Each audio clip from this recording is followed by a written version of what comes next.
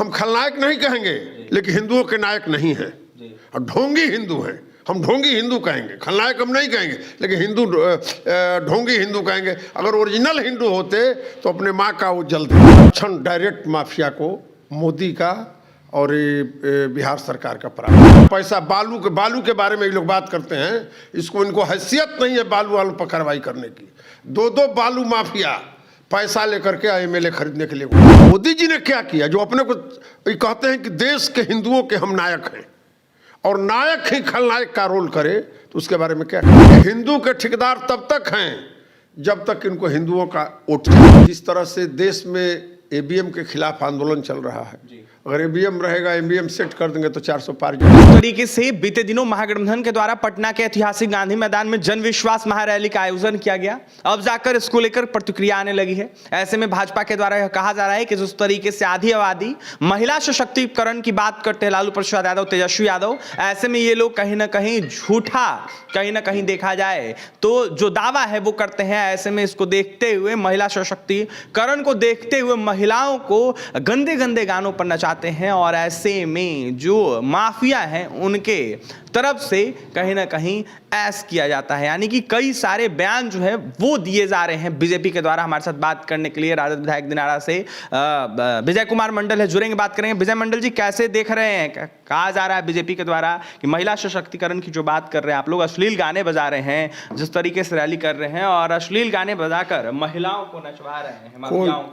कोई अश्लील गाना नहीं, केवल लालू जी का, तेजस्वी का गाना बज रहा था हर जगह। आप लोग घूमे होंगे, देखे होंगे। और जहाँ तक माफिया की बात है, संरक्षण डायरेक्ट माफिया को मोदी का और बिहार सरकार का प्राप्त है। दो माफिया अटैची लेके घूम रहे हैं यहाँ। पैसा बालू के बारे में ये लोग बात करते हैं, इसको इनको हैसियत नहीं है बालू वालों पर कार्रवाई करने की। दो बालू माफिया पैसा लेकर के एमएलए खरीदने के लिए घूम रहा है। क्यों नहीं उस पर कार्रवाई करते हैं? इन्हीं के पार्टी का और इन्हीं के पास डायरेक्ट पैसा दे रहा है विधायकों को। वो इनको नहीं दिखाई पड़ रहा है। और एक पगड़ी बांध के घूम रहे हैं कि हटाएंगे तो पगड़ी खोलेंगे। वो बोल रहे हैं लालू यादव को चुनौती दे रहे हैं। लालू यादव के कृपा पर एमएलए बने थे, लालू यादव के कृपा पर मंत्री बने थे, उनके पिता लालू यादव के कृपा पर मंत्री बने थे, और चुनौती दे रहे हैं। कहने के लिए तो कोई कुछ कह सकता है। तो इन लोगों के बारे में ज़्यादा टिप्पणी करना बेकार है। आपके नेता ने कहा था कि मोदी नकली हिंदू है। ऐसे में उन्होंने यह भी कहा था कि नरेंद्र मोदी का कोई परिवार नहीं है। बीजेपी के लोगों में क्या लगता है, खलबली मच गई है क्या? लगातार अपने नाम के आगे मोदी का परिवार। नहीं, परिवार की बात नहीं। हमारा कहने का मतलब ये है, उन्होंने कहा कि नकली हिंदू है। हम लोग हम भी सनातनी हैं, हम भी हिंदू धर्म को मानते हैं। हमारी भी पत्नी मरे तो हम बार नहीं छिलवाए। जो हम जल नहीं देते हैं, जो हमारी परंपरा है। मोदी जी ने क्या किया जो अपने को कहते हैं कि देश के हिंदुओं के हम नायक हैं, और नायक ही खलनायक का रोल करे, तो उसके बारे में क्या कहा जाएगा? ये आदमी, इसकी पत्नी मरी तो बाल बनवाए, एक दिन जल दिए, गए, माता मरी, दाह संस्कार किए, चले आए, हो गया। हम लोग के परंपरा में नहीं है। राम जब वनवास गए थे और जब सुने कि दशरथ पिता हमारे नहीं रहे, तो वहीं से उन्होंने जल दिया था। मंदाकिनी में स्नान करके, और सभी भाइयों ने जल दिया था अपने पिता के आत्मा के शांति के लिए। जिनको आप आराध्य मानते हैं उसने जल दिया, और आप जिसको आराध्य मान रहे हैं आपने कुछ नहीं किया। कहते हैं कि हम हिंदू के ठेकेदार हैं। ये हिंदू के ठेकेदार तब तक हैं जब तक इनको हिंदुओं का वोट चाहिए। जिस दिन वो हिंदू का वोट नहीं चाहिए, ये हिंदू के ठेकेदार नहीं। क्या नरेंद्र मोदी खलनायक है? हम खलनायक नहीं कहेंगे, लेकिन हिंदुओं के नायक नहीं हैं। और ढोंगी हिंदू हैं, हम ढोंगी हिंदू कहेंगे, खलनायक हम नहीं कहेंगे, लेकिन हिंदू ढोंगी हिंदू कहेंगे। अगर ओरिजिनल हिंदू होते तो अपने माँ का वो जल देते।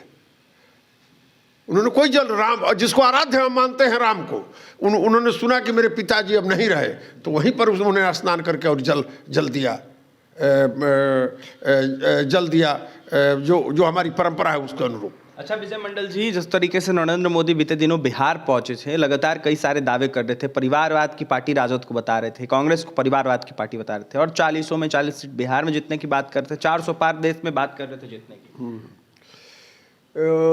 जहाँ तक बात है बिहार की और 400 पार की, तो अब जिस तरह से देश में ईवीएम के खिलाफ आंदोलन चल रहा है, अगर ईवीएम रहेगा, ईवीएम सेट कर देंगे तो 400 पार जाएंगे। कहाँ से 400 पार जाएंगे? कर्नाटक में उनकी क्या स्थिति है, केरल में उनकी क्या स्थिति है, आंध्र में उनकी क्या स्थिति है, तमिलनाडु में उनकी क्या स्थिति है, आज हरियाणा में उनकी क्या स्थिति है, दिल्ली में कड़ी चुनौती है। पिछला बार 7 सीट जीते थे, और कांग्रेस और आप जब मिल के लड़ेगा तो उनकी क्या स्थिति रहेगी। ये हम नहीं कहते हैं कि हर जगह उनकी स्थिति बहुत अच्छी नहीं है, लेकिन जहाँ तक 400 पार की बात है, ये बड़बोला है। हम कहें कि हम 40 सीट जीत जाएंगे तो इसका मतलब हम पहले ही से रिजल्ट देखे हैं, जनता के हम मालिक हैं। अरे हम लड़ेंगे, जनता जिसके पक्ष में फैसला देगी वो जीतेगा।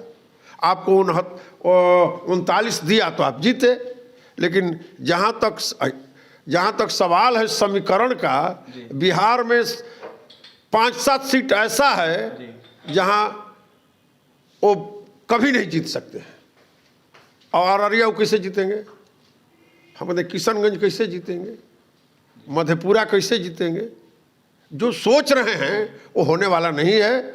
हम तो कह रहे हैं कि हमारे इलाका में ये दोनों लोग मिल के लड़े थे, कोई नया नहीं लड़े थे। अंतिम सवाल रहेगा विजय मंडल जी आपसे, जिस तरीके से जन विश्वास रैली आप लोगों के द्वारा किया जा रहा था, जिस तरीके से जन विश्वास यात्रा कर रहे थे, अब जाकर कहा जा रहा है कि आने वाले समय में जो इंडिया अलायंस है, जो लालू प्रसाद यादव हैं, उन तमाम लोगों को मिट्टी में मिलाने का बीजेपी के लोग काम करेंगे, ऐसा कह रहे बीजेपी के लोग। हाँ, बीजेपी के लोग कुछ भी कर सकते हैं जी। इन लोगों को इस देश से कोई ममता नहीं है। जब देश गुलाम था तो इन्होंने अंग्रेजों का साथ दिया था, और आज देशभक्त बने हुए हैं। जिस नेहरू जी की बात ही करते हैं, नेहरू को गाली देते हैं। जब देश आज़ाद हुआ उस समय सुई भी हमारे यहाँ नहीं बनता था। नेहरू ने आज जिस चांद पर जो गए हैं, जहाँ से इसरो किसने बनाया? रिहंड किसने बनाया? जहाँ से आज खेती का जो पानी मिलता है वो किसने बनाया? हम कांग्रेस के समर्थक नहीं रहे, हम लोहिया के अनुयायी हैं। हम कांग्रेस के शुरू में विरोधी रहे हैं। लोहिया ने कहा था नागनाथ सापनाथ, ये दोनों वही हैं। लेकिन जो किया है उसको कहना पड़ेगा। देश के आज़ादी के बाद इंदिरा गांधी ने जो पाकिस्तान को 2 हिस्सा में बांटा, उसको हम कैसे भुला सकते हैं? पाकिस्तान को उसने 2, और आप कुछ किए नहीं। अब पाकिस्तान हिंदुस्तान करते हैं, हिंदू मियाँ करते हैं, करते कुछ नहीं है। लेकिन आप कह रहे हैं केवल वोट के लिए, आप कह रहे हैं उसने तो बांट दिया, उसने तो पाकिस्तान को अलग, बांग्लादेश अलग बना दिया, पाकिस्तान अलग बना दिया। आप क्या किए? आप क्या किए हैं?